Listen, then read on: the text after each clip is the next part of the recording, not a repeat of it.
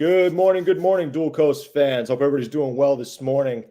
Joined by very special guest Jeff Forrester on Dual Coast podcast this morning. Jeff, how you doing? Thank you so much. I'm doing great. I'm doing great. Good to see both of y'all. Oh, very good to see you too. Thank you so much for being here. Russ, how are we doing, man? Hey, up at it. Let's go, man. It is great to have Jeff with us in the house today. Jeff is down in Orlando. Jeff, you and I go back a little over a year. He's done this podcast thing once or twice in his lifetime, but actually he's got his own podcast called Pathways to Greatness. He is an author of a book called Unleashed Potential. And he is a coach, he's a trainer, he is a father, he is a husband. He travels, he does it all, man. And I just love, I was able to be on Jeff's podcast last year, and it was a great time. Jeff and I stay in contact regularly. Yeah, we follow each other. It's just good. We had great chemistry from the very get-go. And I am so grateful that you are with us here at Dual Coast today. Tell everybody how you're doing. Yeah, man, I'm doing great. Now, Russ, if I remember correctly, my podcast episode was the first podcast episode that you had ever recorded. Correct. Is that correct? Look at that. Correct. I started everything. I'll take credit. I can't take credit for much, but I'll take credit for that. You got it all, baby. I always remember your first. Yes, that was amazing. You know, the thing about it is like Jeff is very thought out. You know, he's very detailed. His questions, very intriguing questions. You know, getting down to the core of yourself. And I know that today, Jeff, that you're going to provide our listeners with some great nuggets, some great information, educate people, inspire people, whatever they need in their life at that moment. And we're excited, man. We're about 9 months into this thing. Yeah. And we're so excited to have you here today. And, you know, let's dive into a little bit about, you know, your life. Let's talk about your lifestyle. Let's talk about what you do as a coach, a trainer, and what you do with your podcast. So just give us a little quick rundown of what you do with Pathways to Greatness and how you live out Unleashed Potential. Yeah, loaded question, baby. The floor I thought these is were yours. quick fire. No, I was going to have to write another book. Yours. Yeah. Well, you know, thanks guys for having me on. I'm honored that you asked, and I know that you've had a lot of great guests on here, so I feel privileged to be amongst all of them. So as you know, you had shared, my name is Jeff Forrester. I live in Orlando, Florida with my wife, Tammy, of 19 years. Congrats. So that's probably my biggest endurance event. You know, if anybody tells you marriage is easy, but she's an absolute wonder. I couldn't be where I'm at today without her. She supports me. She fills the house with grace and mercy, and she's just wonderful. And then I have 2 children that are the light of our lives here on earth. That my son Deuce is 17. He's a senior in high school, and my daughter Lorelai is 15 and a freshman in high school. So he gets to take her to school every day to his chagrin, but it works out pretty well. So that's the nuts and bolts of who I am here. I'm also a big follower of Jesus, and that has really pointed me and given me the North Star that I needed in my life to really find the direction of where I needed to go. And before, I was in a corporate career for 22 plus years, multiple roles there, from being in sales, from marketing, from training to first line leadership to leading leaders, a multitude of things. But for me, is work was the first and foremost thing that was on my plate. That was my priority, even though I would tell other people that, no, God's first, family's first. My actions did not reflect that. And everything was going haywire. And once I just redirected myself and rededicated myself to following Jesus, everything else fell into place. My marriage got better immediately. My ability as a father became much, much better. And then ultimately found the space that I'm in now. So I've enjoyed coaching and developing people throughout my whole life. I feel like that's been a gift that I was given because I care. You talked about the questions that I would ask on my podcast. I don't prepare any questions.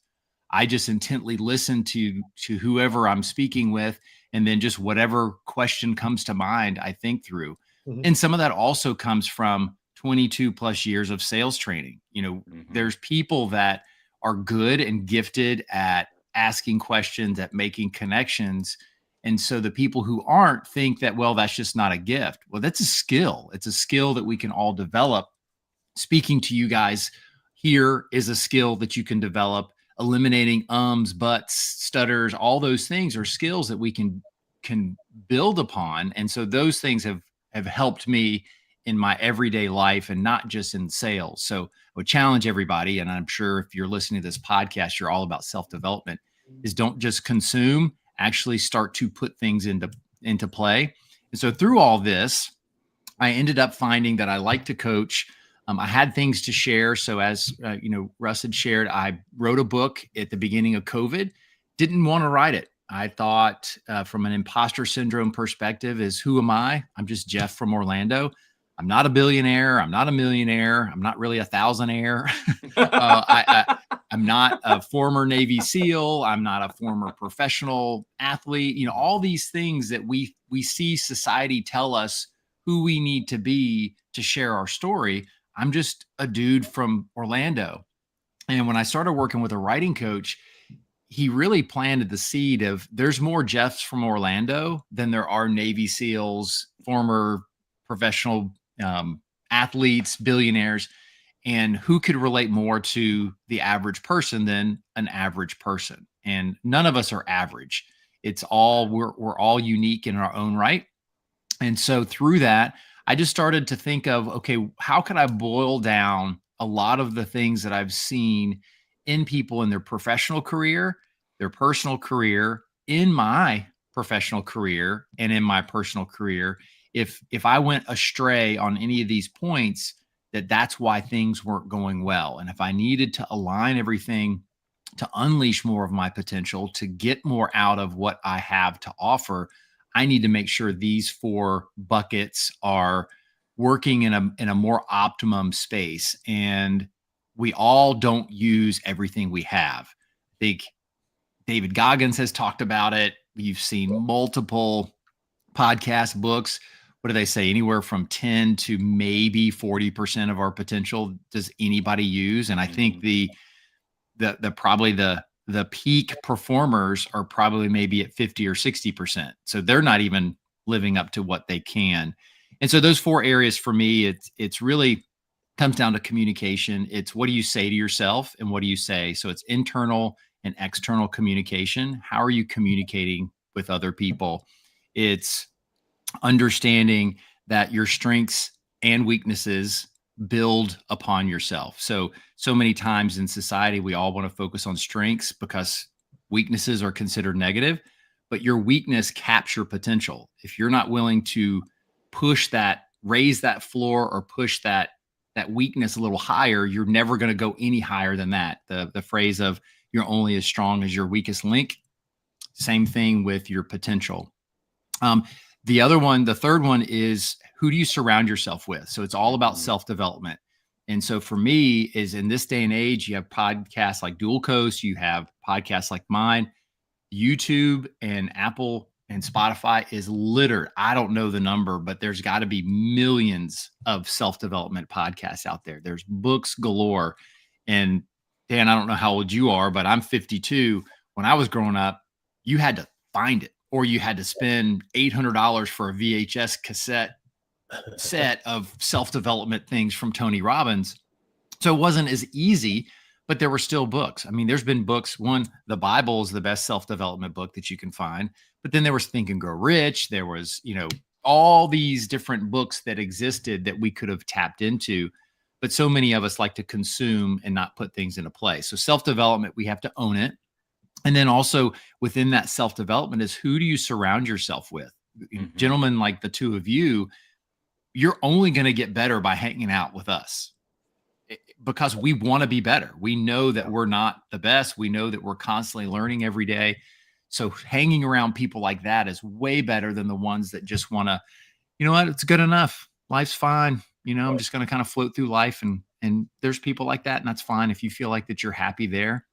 I have a desire and a hunger to want to be better because I know everybody around me needs me to be better. The world needs me to constantly be striving to improve because I'll never be the best ever.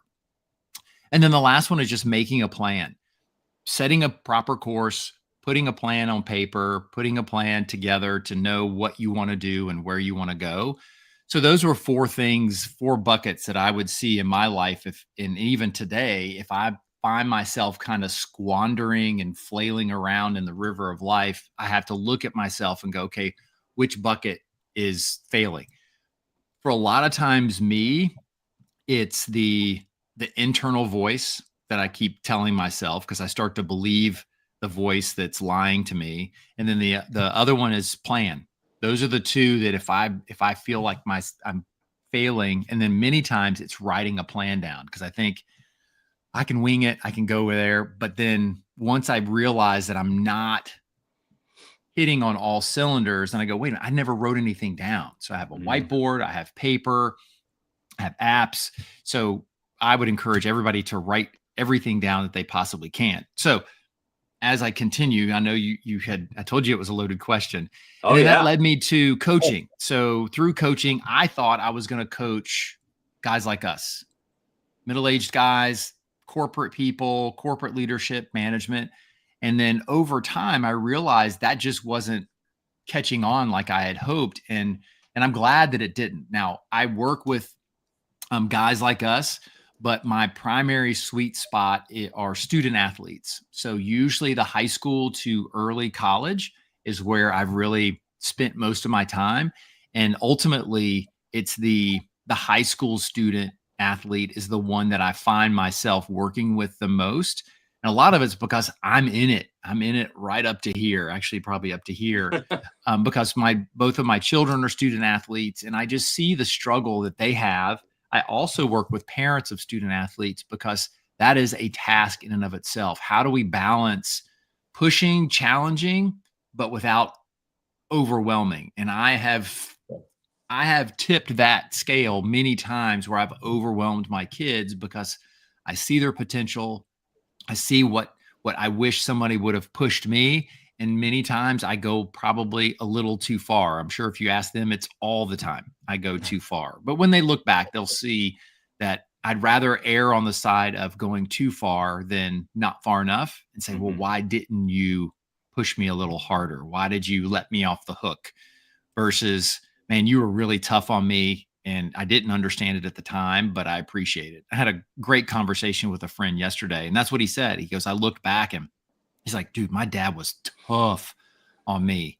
And he's like, but I'm glad that he was, because it got me through really tough times in my life because I knew how to do hard and I knew how to just work when everything around me was not in a good place and I wasn't in a good place, but I got through it. And so we all see that. We all look back. I do an exercise many times doing a timeline of key events in your life, of pivotal moments.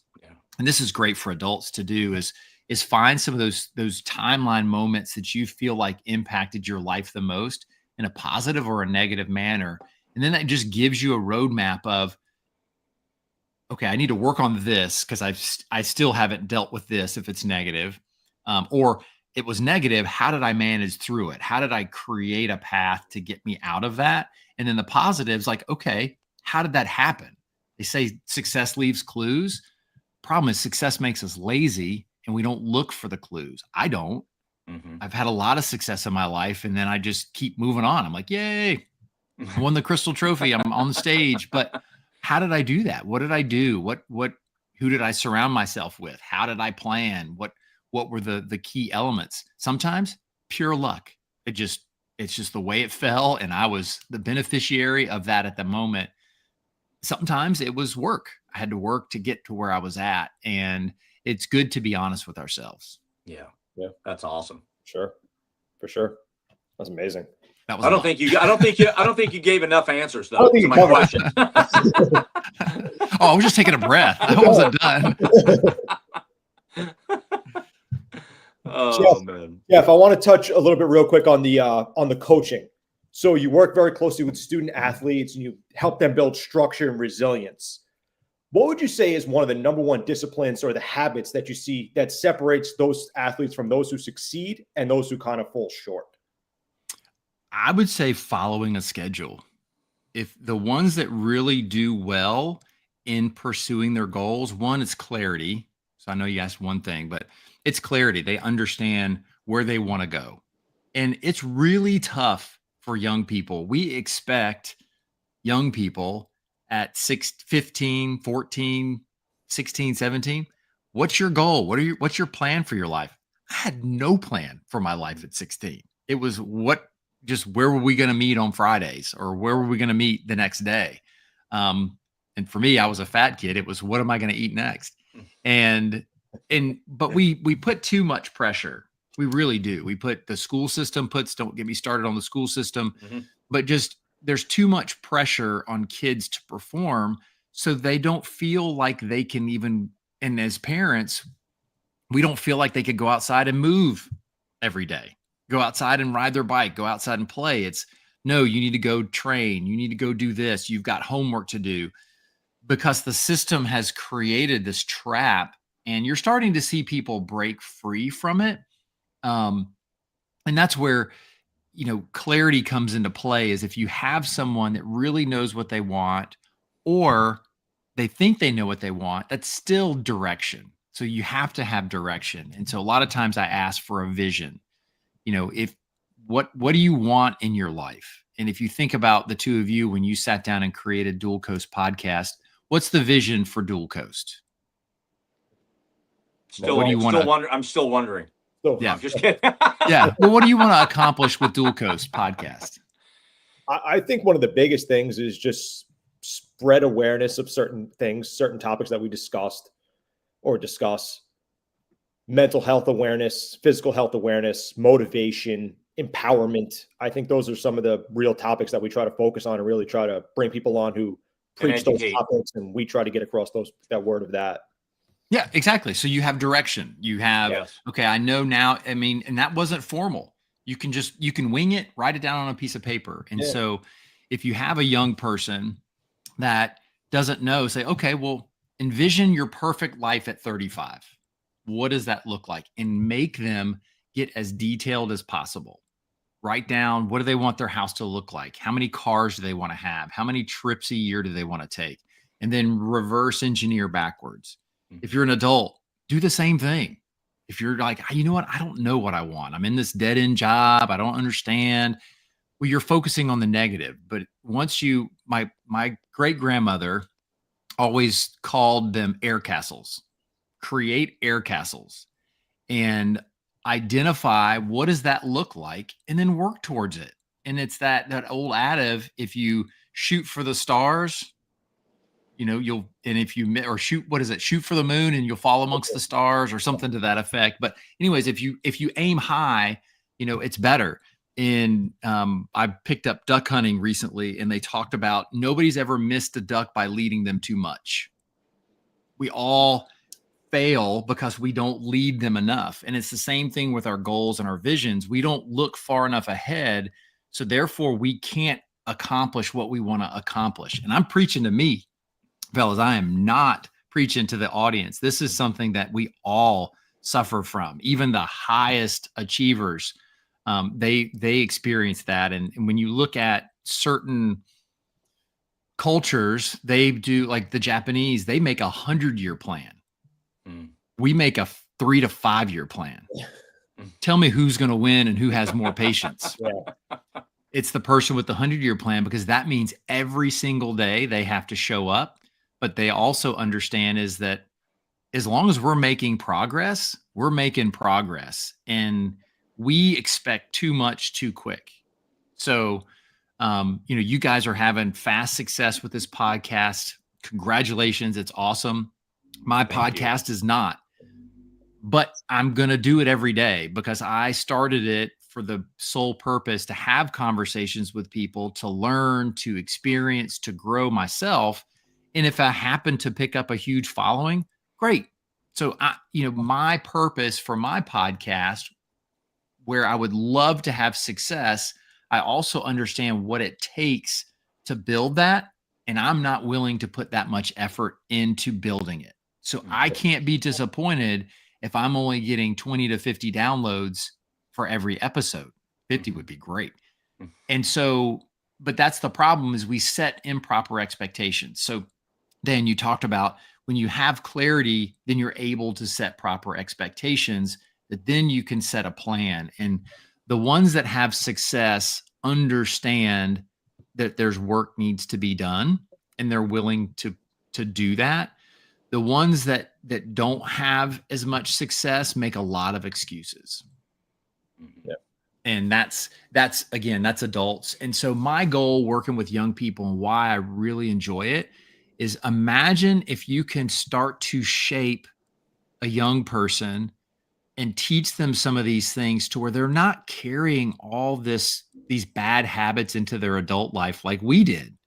If you don't have a good mentor, if you don't have someone that's giving you some insight, are you going to listen to all of it? No, not at all. Of course.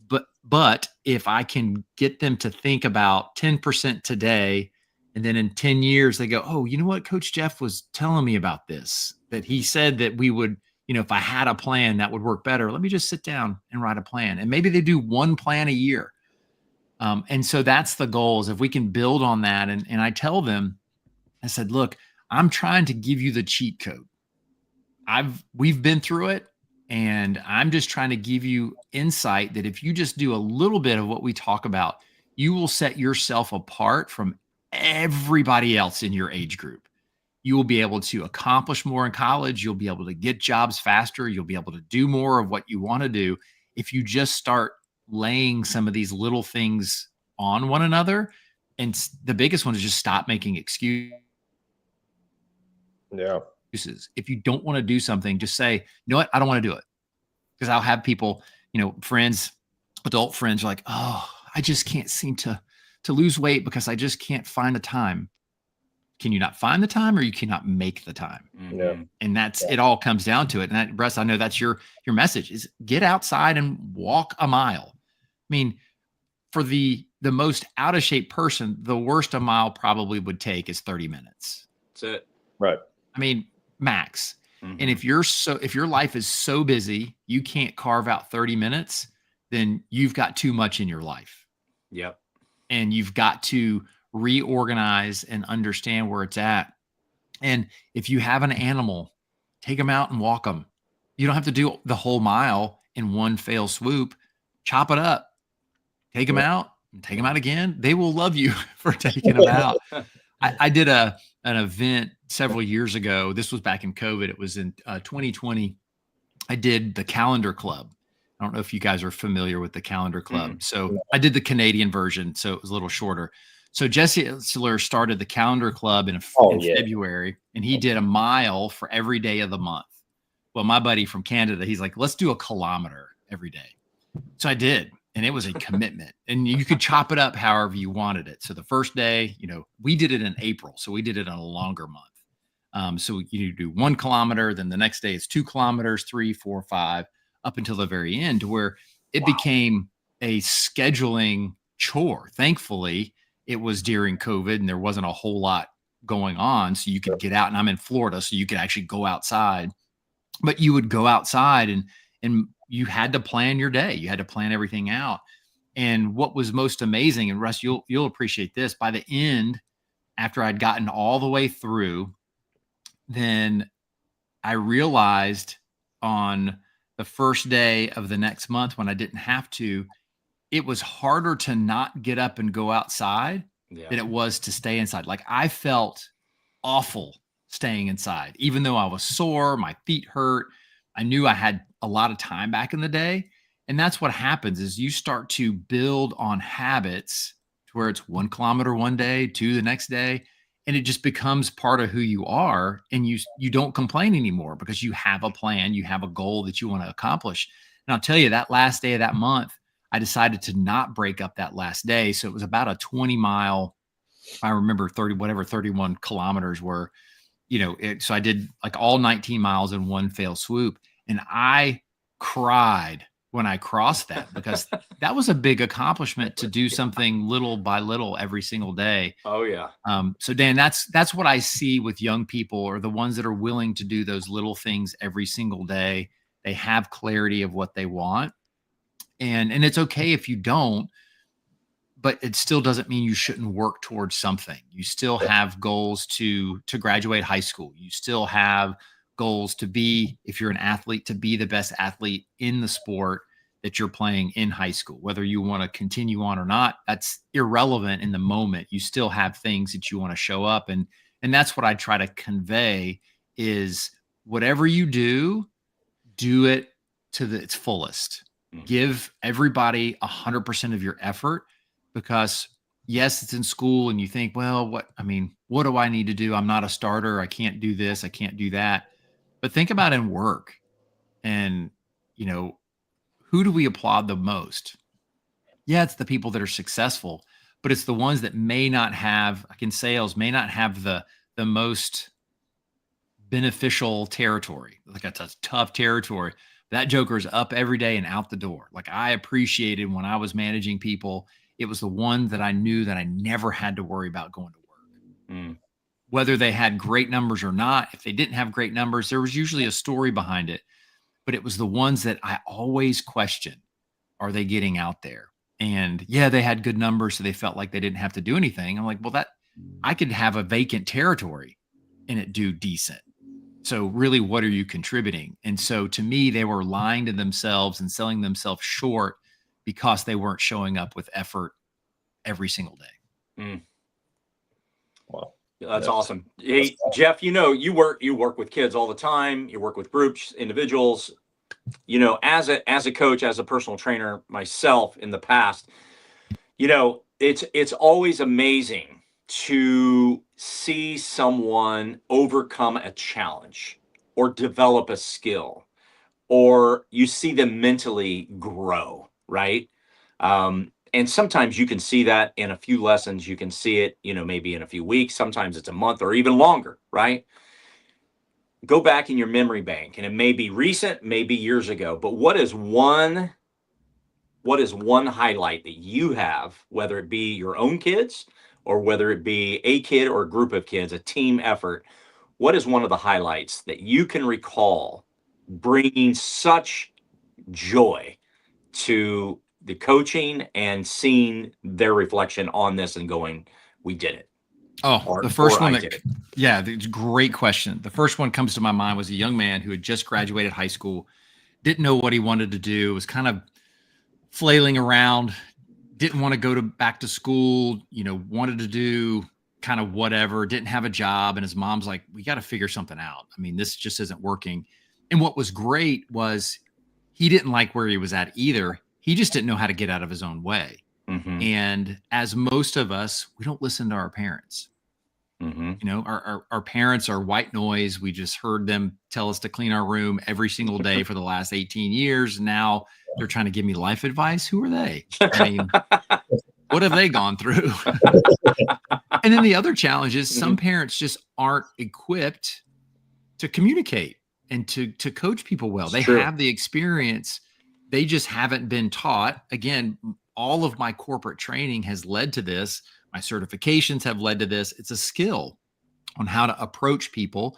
It's why I'm not a therapist or a counselor, because I'm not skilled and trained of how to help people deal with things in their past. I know how I do it, but that's probably not the right way. So I don't do any of that. So I help people move forward. So this young man, he was a very skilled, hip hop dancer, like was in a dance studio, was an instructor. And so we sat down and we started talking about his vision of what he wanted in 10 years. He's like, I want to open my own studio. I was like, okay, let's figure it out. And so over the course of 12 weeks, we started working on what does he need to be a successful business owner, and started laying everything out. And just would have conversations, and it was just me asking questions, having him write it down, say, okay, well, you want to open one in 10 years. What do you think you need to know about? So he's like, well, I probably should know about accounting. I should know about this and about that. So we went through it. It's like, okay, where can you learn these things from? And he was working at a studio. I said, well, maybe I can talk to the owner and find out what they do. Well, as we continue to go through, come to find out, he was like, you know what? I met him. He's like, my dad and I were looking at the local community college, and they have a small business owner's degree. I was like, oh, okay. Well, what was intriguing about that made you pause to figure out what you wanted to do? He's like, well, we talked about that I needed to know about finance. I needed to know about accounting. And this had all of those things listed there. I was like, okay, well, do you have to like go and sign up for a degree, or can you just do classes? He's like, I think I could just do classes. I said, okay, well, do you feel like that would help enrich the conversations you're having with your boss about finances and how she does her business accounting and all of that? He's like, yeah, I think so. So lo and behold, he signs up for class. Then next thing I know is he's signing up for another class. And then we're having these conversations. And then I'm like, okay, well, what were some of your challenges in high school of getting everything done? It was time management. He was terrible at time management. He would talk about going to Disney and standing in line with his friends, doing homework because it was due the next day. And so he was having to do homework on his phone. And so we started planning out, if he just did a little bit every day, then he would have these moments, because he loved to watch football with his dad or racing on Sunday. And so the first moment for us that really just resonates, as he came in, he's like, I got a text. And he's like, I got to sit on the couch and watch racing and didn't have to worry about any assignments that were due because I already had everything done. And it was just so cool to see him flourish because, Dan, like you had said, he had a vision, but he had the desire. He didn't like where he was and knew that he was capable of more. He just didn't know how to do that. And so just through questions, we all have the answers inside if we're willing to share those. And he was, and it was a beautiful thing to see. And then as we went through, he was continuing to do that, but then found a job doing like wiring installation with a friend of the family. And then he was picking up a full-time job, but was still able to stay in school and balance everything. And now I'm going to have to check in with him today to see how things are going. But it was reminder. Yeah, it was so cool to see him do it, because as a coach, and you can probably relate, is that it's not me and it's really not even the person. It's the relationship in the middle is where coaching is so special. It's me meeting him where he's at, him wanting to join me, and then working together for him to accomplish the things that he wants to accomplish. Because ultimately we can share as much information as we want, but if the other person isn't willing to receive it and then do something about it, then it just makes us feel good that we're getting to share information, and it makes them feel good because, oh, well, what Jeff said was awesome, or what Dan and Russ said, that was an amazing episode. And then off they go doing the same thing that they've always done. So I always like to challenge people. It's just to think of one thing today that you need to do that you didn't do yesterday and make it super small. I don't know why I always say super, but just make it small, because if you do something that's small, then you have a win and you can start stacking those wins. Yeah. And Ed Milet said it best in one of his episodes. I can't remember the exact one, but he's like, you have to get used to keeping promises you make to yourself. And so many times we're the ones that we break promises that we make to ourselves, but then we're completely aghast when, if you promise me something and you don't deliver, I'm furious with you. But I give myself a break all the time. Like, whatever. I just didn't feel like it today. I'll do it tomorrow. But no, I said I would do that today. Why am I not doing that today? Yeah, definitely. Two-way street. Yeah, for sure. Street. Yeah, 100%. I feel like that's interesting with coaching too, because it is a two-way street, because the student athlete or whoever you are coaching has to bring something to the table that you kind of said, or, show some sort of progress to you in order to kind of keep succeeding. And I kind of wish I had somebody like you, Jeff, in my life when I was like, 17, 18 years old, because I always had that desire, but I never knew what to do with it or where to take it or how to go or the structure to it. You always say, okay, I want to be successful. I want to do this. I want to do that. How do you do it? Where do you go with it? How do you question it? And then you sit there and you go, okay, I'm still kind of spinning my wheels a little bit because I don't have answers really. How do I get the answers? And like somebody like you is great for that. Amazing. Yeah, me too. And that's why, everybody says that you find what you needed. So you help the person who you once were. Is that I 100% needed me. Now, I don't know if I would have listened to me fully. Yeah. But I feel like that if I would have been asked some tough questions to be able to have an answer, like you said, is like, well, what do you want to do? Well, I want to be successful in this. Okay. So what are you willing to sacrifice to get that? What are you willing to do? Because I can think of a situation. I wanted to be like most people in the mid to late 90s. Everybody wanted to be an ESPN correspondent. Like that was it. That was the dream. I want to be on SportsCenter. And so I wanted to be, yeah, exactly. I wanted to be a sports information director. So I went to school at University of Florida, and I thought that would just be awesome to do that. Well, I was given the opportunity to get an internship, but I would have had to work for free. Yeah. And I was I just didn't know. I was very naive in life, not understanding what all that meant. And the guy laid it out. He's like, here's what you will have to do. You will have to work every weekend at all the sporting events. You're gonna have to work for free. You're gonna have to put in, work your full-time job. And then as soon as you're done with your full-time job, come over here. And then maybe after a year, I can get you a paid internship for like maybe $12,000 to $15,000 a year. But you'll be able to work towards things. And, again, seeing it now is then 20 years later, I could have been a sports information director.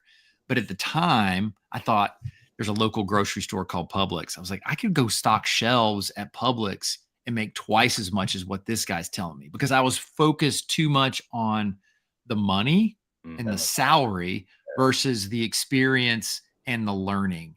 And now I see that. And that's the challenge, that as a young person, I wish somebody was like, look, don't be so small-minded. Don't look about today. Let's look about in 5 years. What can you accomplish in 5 years that you couldn't at Publix? Yes, you could raise the ranks. I know people that have been extremely successful working at this grocery store, starting bagging groceries, and then next thing you know is they're running a store and all of these different things. But most people would still be in 5 years stocking shelves, making just a little bit more that they make every year, versus if I was seeing the opportunity, then I would have been able to grow. The book Rich Dad, Poor Dad, Robert Kiyosaki, a lot of people have read that book. And one of the things that stood out to me, which I wish I would have read when I was 17, but it wasn't there, was that he went and worked for successful people for free. Yep. To learn. There was a great episode for Colt McCoy, who was a big Texas quarterback, played in the league, I think 12 years.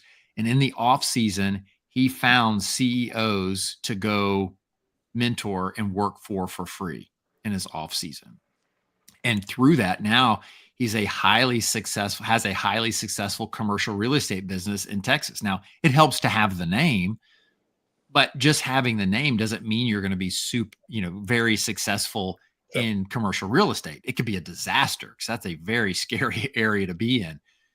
And now he's got employees, he's got all these things because he was willing to pay the price. And I know people listening to this may think, well, he was already a multimillionaire, so what was the point? Yeah, he was a multimillionaire willing to go work for somebody for free in a position just to learn. So when we talk about sacrifice earlier, what sacrifice are you willing to take for the long-term gain? And that's where most of us and young people fail. And that's why I want to include most of us, because it's not just young people every day. We're not willing to sacrifice now for gains later.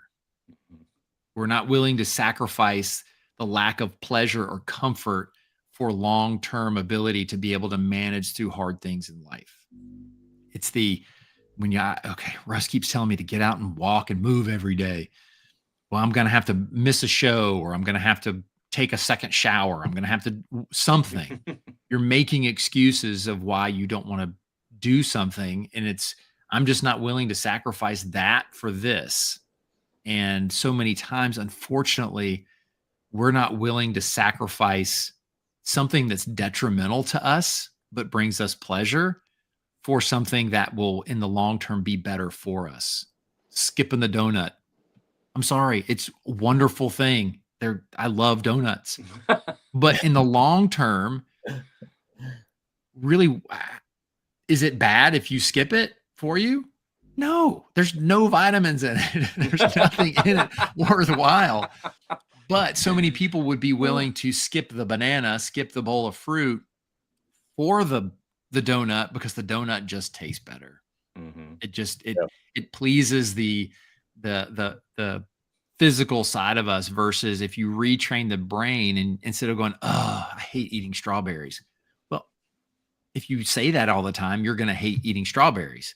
But if you say, you know what, these strawberries are a better decision and these strawberries are good for me. Walking a mile, walking 2 miles this Saturday is good for me. Regardless of whether or not I want to do it, it's the right decision.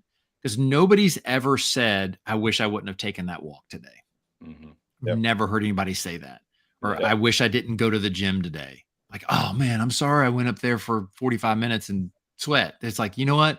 I'm really glad I got up and did that. I didn't want to, but I'm glad I did it. And reading a book. So it's not all just physical. Usually it's not like, I mean, sometimes if you watch TV shows, you're like, okay, well, that was a waste of 45 minutes of my life. But usually with a book, it's like, okay, well, I did get something from it. And that's the mentality we have to take. And I know that I've really been chasing a lot of rabbits with this, Dan, and it just comes down to clarity, vision, and what are you willing to sacrifice and put work into to accomplish those things? Yeah. I think that we need to write a book called The Dopamine Donut. I like that. The hit, right? Yeah, it's real. It is in society right now. It's all about dopamine. Social media, the dings on your phones, the emails. That's the difference when we were younger to now. The dopamine was received in a completely different way than it is now. It was. I would contemplate whether or not it was safer because it was building a ramp and jumping a bike in the street. You had a homemade ramp, or it was running around doing something outside as you found, that was where you found your dopamine, where now you just see them. It's just this, and it's not just kids. I'm not pointing the fingers at any generation because I see plenty of old people sitting at like across from their spouse, and they have their whole iPad set up, the two of them, and I'm going, what's the point? What is even the point to go have dinner together? If you're going to sit there and look at your phone and your iPad, but whatever works for them. I'm not judging. I'm just questioning. And that's the trouble. And that's that I try to see. And I've had success with this also, Russ, thinking about it, is I had a young man realize he had a serious problem with TikTok. And so he decided, he's like, I'm just going to delete the app. Well, then he kept finding himself going back and reinstalling the app. But it was at least making him aware of what he was doing versus the mindless scrolling. Then he's like, okay. I go, well, that's not working because you keep deleting it and reinstalling, deleting and reinstalling it. So then he set because on your iPhone, you can set app limits. So he set an app limit for 15 minutes, had a password that he did not know that his mom knew. And he's 18 years old, getting ready to go to college. Because he knew it was a problem and it was interfering with studying and interfering with social life because he would just find himself mindlessly scrolling. Wow. And so he found something that worked for him. He's like, okay, I get my 15-minute hit and I have to make sure that I may do a couple swipes and go, well, I don't want to use all my 15 minutes right now. And then it would just close out. Yeah. And so then he would ask his mom, and then so she got to have a question. So, I do that with my daughter, is that I'm like, okay, well, your time's up, and she's requesting more time. And I was like, well, have you done these other things, or are you just sitting there looking at your phone all day? And then we can measure. I can look back and go, this is how much screen time that you've used on your phone. And my son's 17. And so we had a deal when he was 15, and he's very responsible. He's like, Dad, I think I can control myself. And so I was like, okay, well, there's a great book called Smart Trust. If nobody's read it, it's a really good one. It's basically trust through measurement. So it's not blind trust. It's not no trust at all. It's like, I'll trust you, but we're going to measure this as we go to see if trust is continued to be given. And so he would have good days and he would have bad days, and then we would go over it. And I'm not perfect on it, but then occasionally I'll go back now. He's 17. He's going to graduate soon. And I'll go, dude, you literally spent 4 hours a day over the course of a day on your TikTok. Because I would see what he had for the week. It's like, you spent a day cumulatively on TikTok for the week. So you lost a day. Yeah. And he was like, I didn't realize it.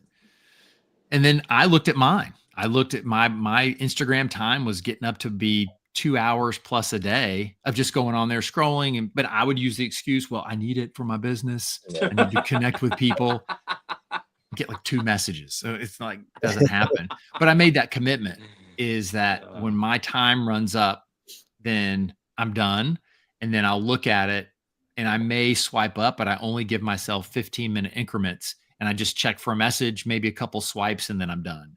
Because I realized it was consuming too much of me. And I was looking for that dopamine donut of, I want to find this, there's some funny stuff that's there, but I was missing so much of just the things around me. Instead of swiping through Instagram, pick up the phone and call somebody, text somebody, send them a message, have a conversation with my wife or my kids, take the dog out for a walk. And I know we use our phones for safety now. I've started trying to, because I have a really nice neighborhood that's quiet and safe, that I leave, because I can walk a decent amount and still be close to my home, is I leave my phone at home. And I'm telling you, not having that frequency in your pocket, it feels amazing. But I do understand that it's good to nowadays to have a phone to be safe, but maybe put it on airplane mode, maybe turn it off. So you have it if you need it, but just detach from the donut and allow yourself just to look at how many crickets you saw, how many ants. I'm in Florida, so there's ants everywhere. But just how do you enjoy those things? And then just breathe, just look around and breathe. It doesn't have to be a complicated Zen moment. Just go do something. Sure. Absolutely. Well, hell, I can't. Which way do I lean? I can't help but plug this right here. Unplugged. Yeah. Unplugged right there. I knew you would like that topic. Yep. Unplug from devices and, disconnect, get out in nature. I remember Jeff, you hitting me up after the podcast with me as your guest. And I remember within, I don't know, I think it was within about a week or so, maybe a couple of weeks. And you're like, you know what? We have gotten away from taking our dog out and going for walks, and then pretty soon you reconnected doing that. And that brought me a lot of joy. And I didn't forget that. It was like, it's simple, right? Your dog needs exercise. We need exercise, right? And this is a time that we can come together. We can connect as a family and get out. And if we can't connect as a family, but we got things to do, somebody has to get out and be able to do that. And it's just a great thing to do. Yeah, and it pulls people together, and it's easy. And it's another good reminder, because again, with our kids' schedule, everybody's around. But that was one of the best things we used to do, is hop on our bikes and ride to the little Mexican place down the street. And it was fun because you'd see different things, and the kids always had a smile on their face. I mean, you can't, be outside really and be mopey for long. And we don't do those things as much anymore, because we just allow all the noise to get in the way, and excuses of like, I don't have time, I've got to do this, I got to do that. And some days it is a challenge to just all 4 of us be in one place at one time. But what kind of a sacrifice are we making in the long term if we stay fragmented? Then we won't be close later. And that's why we've made a decision, is once a year, all 4 of us, we take a big vacation. And we have fun, and we go somewhere. Typically we go overseas, and they can't use their phones. They can only use them when we're at the hotel. And so it's wonderful. because I mean, one, they struggle. the detox is real the first several days. It is rough. But you get so accustomed to that when you don't get those pings and dings and the ability to just be distracted and you have to face everything around you. It's tough when you can't escape. Yeah. Oh, that's so funny. Absolutely. Jeff, we will probably close out with this question, but I think this will be interesting to ask you. So we always close out the show with a quote, and that quote is, "Progress is not about perfection, but about progress." Wellness, I'm sorry. Wellness is not about perfection, but about progress. And you kind of touched on it a little bit earlier in the podcast, saying that you have to get out there and take each step day by day by day. What does that quote mean to you? Well, I like them both. And the reason why is so many people expect progress without progress. Like, it's action. You have to take action. You have to move forward. The same thing with wellness. You have to find something, just like what we talked about. Increase your water. Make a gamify things. And so we have to constantly move forward and not have the improper expectation of, well, I can not do anything, but expect a different result. That's insanity. It's doing the same thing over and over, but expecting a different result. So what do I need to do today to move forward? What do I need to do today? If you're, in your 50s, like I said, as I'm 52, I don't want to be a stove up old person. I don't want to be miserable trying to get up out of my chair. I don't want to be miserable trying to walk upstairs. I don't want to be miserable, once I have grandkids in a long time. I'm not wanting grandkids anytime soon. But like Russ had said, I want to be able to move with people. That's today. That's not starting when I'm 70. It's starting today. And wellness is about progress. It's about just stacking wins every single day. And it's just walking the dog. It's getting out moving. It's doing some strength exercises. It's making sure that my mind's right and my heart's right. Because if these aren't right, most people don't move, aren't well, if they're not doing the work on their mental health, on their spiritual health, on their emotional health. And one of the ways to get started with that is moving. It's science. If you move, you will help your mental health. Yes. You will help your emotional health and your spiritual health if you are moving, if you are sweating, if you're doing something hard. Whereas I know that you're in landscaping and you have a successful landscaping business. For the average person, just get out and pull weeds. That's it. Yep. I mean, there's a lot of people that physically cannot pull weeds, and that's a shame because it's not difficult. But there's injuries, and I do understand it.